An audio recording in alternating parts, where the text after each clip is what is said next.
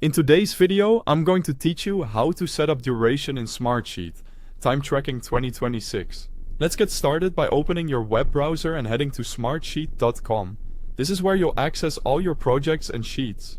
If you're already signed in, great. You'll land on your Smartsheet homepage automatically.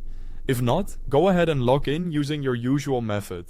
Whether that's your email and password or your company's single sign-on. Keep it simple. Sign in and you're in. After you log in, you'll arrive on your home screen. From here, we want to navigate to your workspaces so you can choose the sheet you want to update. Click All Workspaces.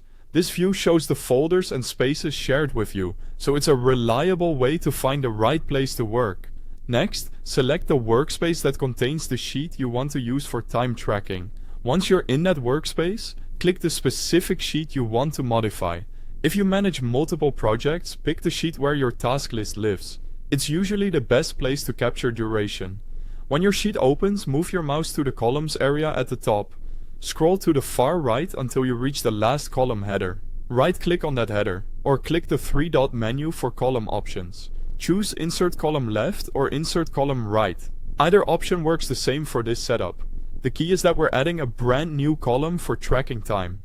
In the column setup panel that appears, give your column a clear name, such as duration or task duration, something your team will immediately understand. Then, open the column type drop-down, locate duration, and select it.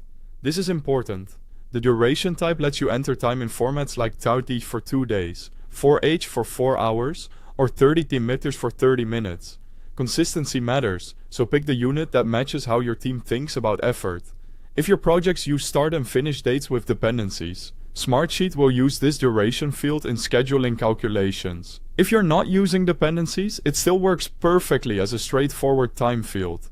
Once you've selected duration as the type, click OK to apply it to your sheet.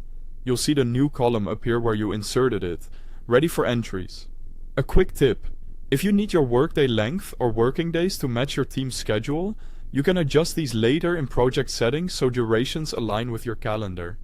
And that's it. You've opened Smartsheet, navigated to your workspace, selected your sheet, added a new column, set it to duration, and applied the change. You're now set up to track time clearly and consistently in 2026.